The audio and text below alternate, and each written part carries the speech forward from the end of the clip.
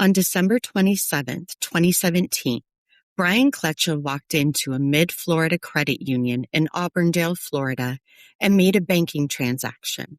It should have been an ordinary stop in an ordinary day. Brian was 35 years old, an Air Force veteran, a Disney bus driver, and someone whose life still had routines, relationships, and plans. But after that transaction, the trail went cold. No goodbye, no clear explanation, just a man vanishing into the space between what investigators know and what someone out there may still be hiding. 8 years later, Brian's disappearance remains an open wound. Authorities have said they believe someone knows what happened, and his cases continue to haunt those who loved him, not just because he disappeared, but because of the silence that followed. Tonight, we're going back to Lakeland, Florida, to the days before Brian Klecha vanished, to the people around him, the clues left behind, and the question that still hangs over this case. Did Brian simply disappear, or did someone make sure he never came home? Was there just the emergency? No problem. All units are I'm at the corner of Pleasant Hill and John Young Freeway. 1519 East 18.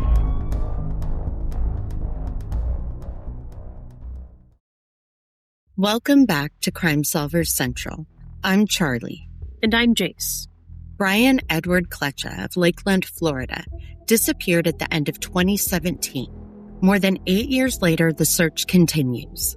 We're going to walk through who Brian was, what is known about his final movements, what happened with his vehicle, and why this case still needs attention. And we want to be very clear. Brian is still missing. His family still deserves answers. And anyone listening who knows something could be holding the piece that helps bring him home. This is a case with unanswered questions around roommates, property, a vehicle found miles from where Brian was last seen, and the possibility of foul play. We're going to discuss theories later on in this episode. It's important to note that these are not accusations. They are possibilities based on publicly available information. The goal is not to sensationalize Brian's disappearance. The goal is to keep his name visible, keep the facts organized, and help get information to the people who can act on it. Brian Klecha was 35 years old at the time he vanished. Described as a white male with blonde or brown hair and green eyes. Public missing persons profiles list him around 6 feet tall, weighing somewhere around 175 to 190 pounds. He had a noticeable cleft in his chin, and reports say he smoked cigarettes. But physical details aren't all. Brian was a USAF veteran, which tells us something important about him. It tells us he had structure in his life. He served. He had been a part of an environment where accountability, schedules, and communication matter. Yes, and at the time Brian disappeared, he was working for Disney, specifically as a bus driver. So again, we're talking about a person with employment, daily routines, and with ties across Central Florida.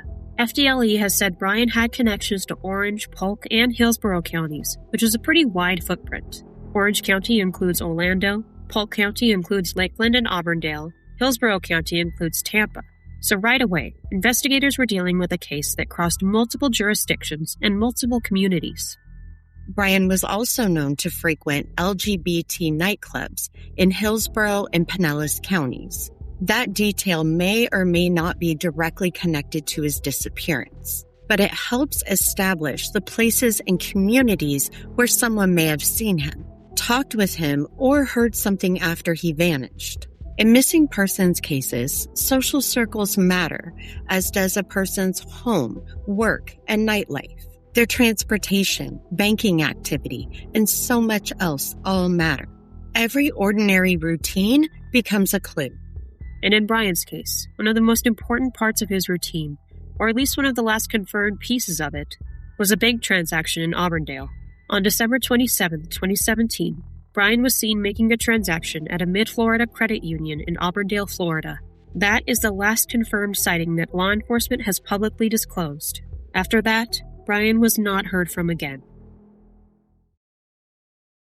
At the time Brian disappeared, I would describe him as a person who was in a period of transition. He had moved out of a residence that he had lived in for 3 years. He took a leave of absence from his primary employer. He had taken to driving an Uber and made his last fare on December 2017. We last have him in contact with his mother on the 26th of December.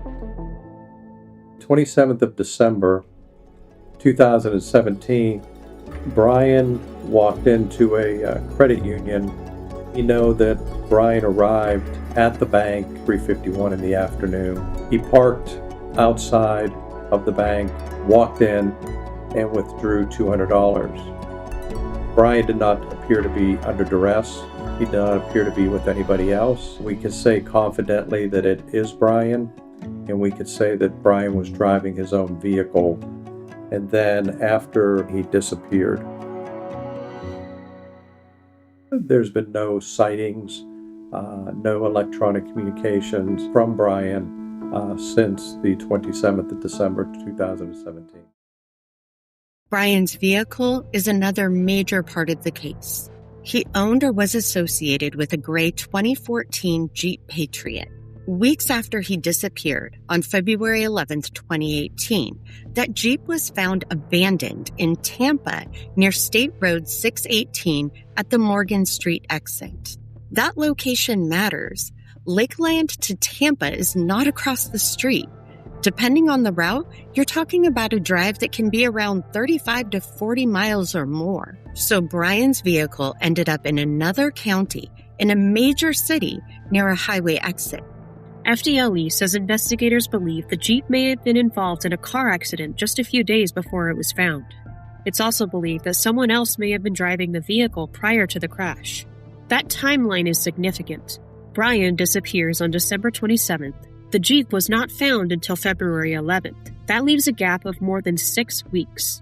The Charley Project states that Perez Seda traded Brian's Jeep for drugs before it was eventually located in Tampa after a traffic accident. Again, this is a public source, and we are presenting it as reported information. But if true, it paints a very troubling picture. A missing man's vehicle does not just enter someone else's hands. A vehicle is a large, valuable piece of property. If Brian was missing and someone else had control of his Jeep, investigators would need to trace every single movement of it. And in cases like this, a vehicle can be a witness in its own way. It can hold forensic evidence. It shows crash damage and can show who was inside. It often contains fingerprints, DNA, receipts, personal items, fuel records, toll records, and location clues. Even if years have passed, someone may still remember seeing that Jeep. Someone may remember a crash or a person trying to trade it, sell it, park it, repair it, or explain why they had it. And that is why the Jeep is not just a side detail. It may be one of the clearest physical links between Brian's disappearance and the people who interacted with his property afterward. Let's talk a little more about Brian's living situation. The shared residence is another key piece of the story. Brian had recently moved into a shared home in Lakeland. Shared housing can be complicated. People come and go, friends of roommates may have access to personal belongings which may be left in common areas, arguments tend to happen. And when someone disappears from that kind of environment, investigators have to ask, who lived there, who visited, who saw Brian last, and who knew where he kept his personal belongings? What stands out in Brian's case is the reported handling of his belongings after he disappeared. If someone has moved out voluntarily, maybe belongings get packed up. If someone dies and the family is notified, belongings may be handled by relatives. But when someone is missing under suspicious circumstances, dividing their property is abnormal. It raises questions. Did they know something, or were they taking advantage of a chaotic situation? Those are exactly the kinds of questions investigators likely had to work through. And the presence of Brian's phone, passport, and debit card in someone else's possession is especially hard to ignore. Those are not random items. Those are personal identity-linked items. If Brian left voluntarily, why would he leave without them? If he planned to start over, why would he leave behind access to money, communication, and identification? That is one reason investigators do not believe he simply walked away. A grown man can choose to leave his life. Of course, it happens. But when a person vanishes without key belongings, without communication, while their vehicle and personal items end up in strange circumstances, the voluntary disappearance theory becomes much harder to support. And then there's the timing. He was last seen at the bank on December 27th. His family eventually became alarmed and law enforcement got involved. His Jeep turned up in February. The longer a person is missing, the harder it becomes to preserve early evidence. That early period is crucial. The first days after someone disappears can determine whether surveillance footage is saved or overwritten, and whether witnesses remember details clearly. FDLE has continued to publicly seek information in Brian's case. In December 2025, 8 years after Brian vanished, FDLE released another appeal for tips. That means this is not a closed file sitting untouched in a box. Investigators are still asking for the public's help. FDLE Tampa Special Agent in Charge, Mark Brutnell, said that even the tiniest shred of information could help bring Brian closer to coming home.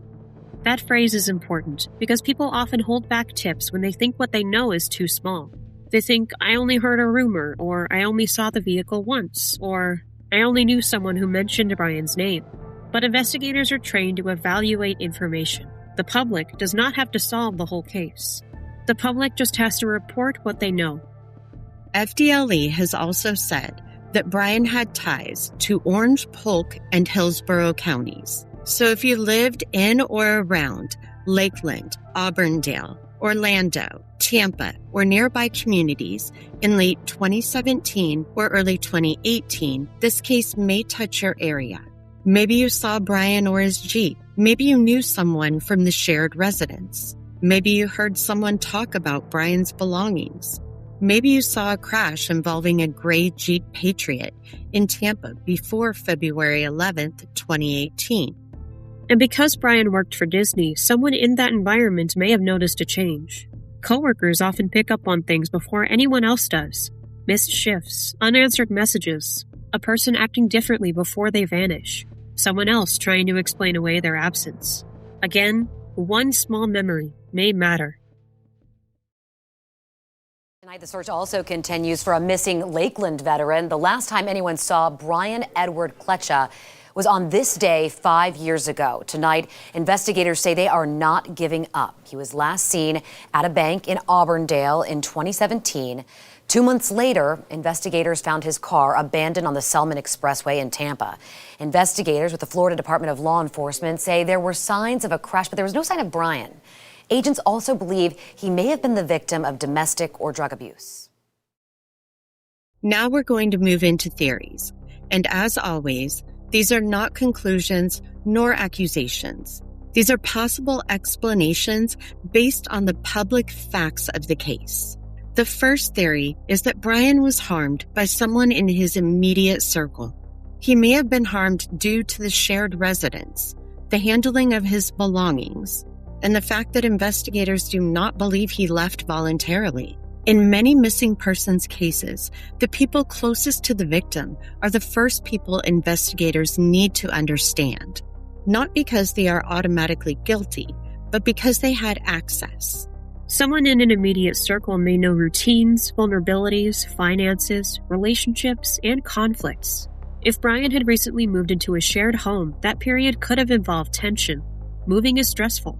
Shared housing can be unstable. New roommates may not know each other well. If there was a conflict, if money was involved, if substance use was involved, or if somebody wanted Brian's property, the situation could have escalated. The second theory is that Brian became the victim of a drug-related crime. FDLE has mentioned the possibility of drug abuse in connection with the case. Public summaries also discuss the Jeep reportedly being traded for drugs. That does not mean Brian himself caused what happened. It means investigators may be looking at whether people around him were involved in drugs, whether his property was used as currency, or whether he encountered someone dangerous through that environment.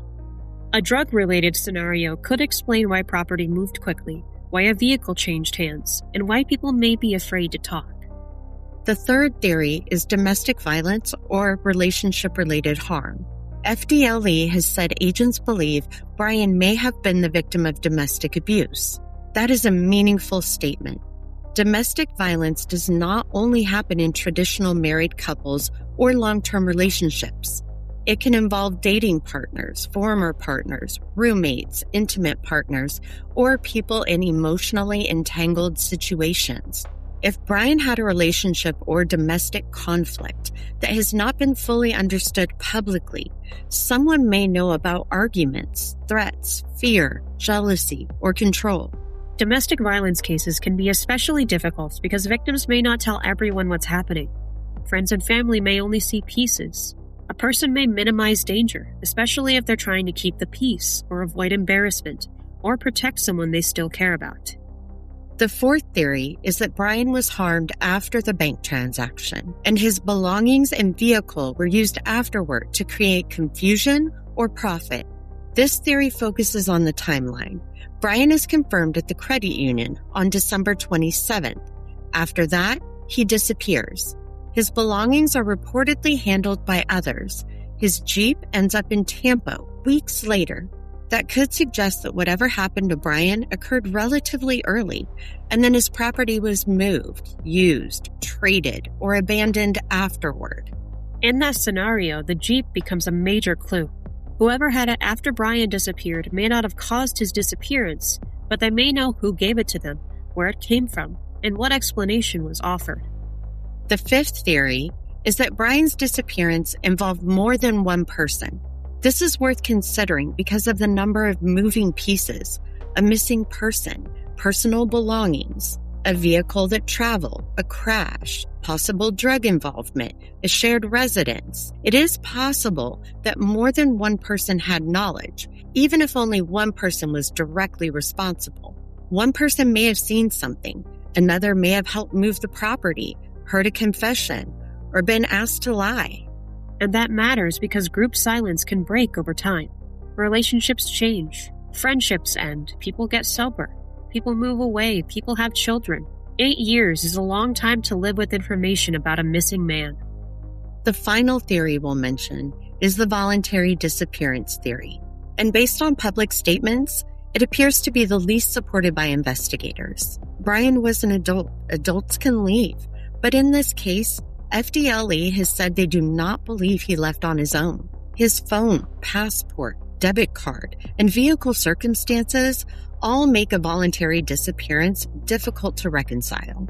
And when someone disappears voluntarily, there are often signs of planning, money withdrawn, travel arrangements, communication with someone afterward, digital activity, a new identity trail.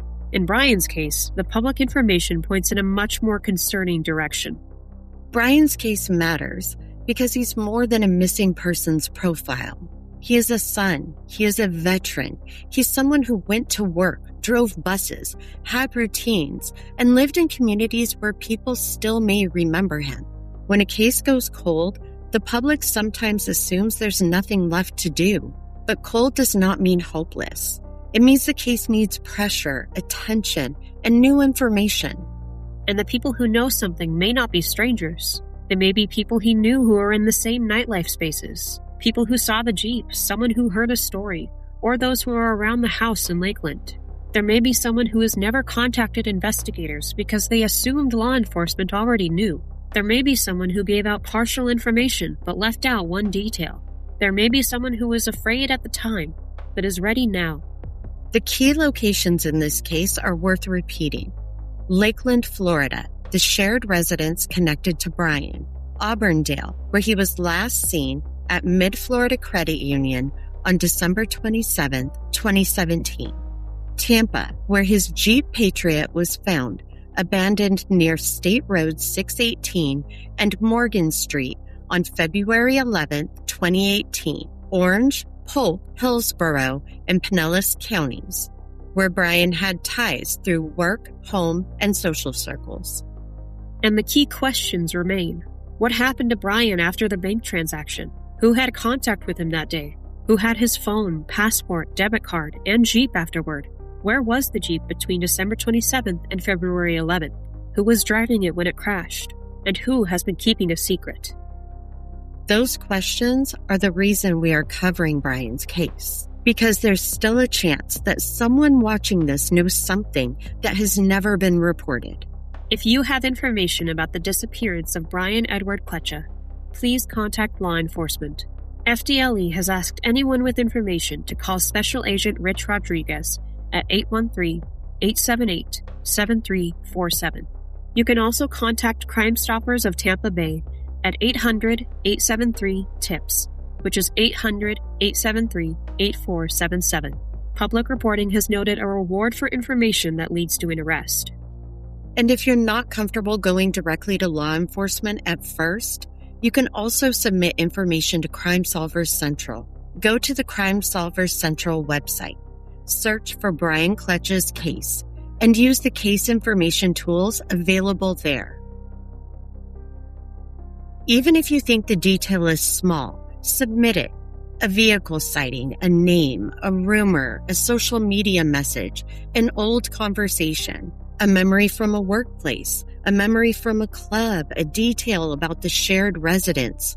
All of it could matter. Brian has been missing since December 27, 2017. His family has waited through holidays, birthdays, anniversaries, and year after year of unanswered questions.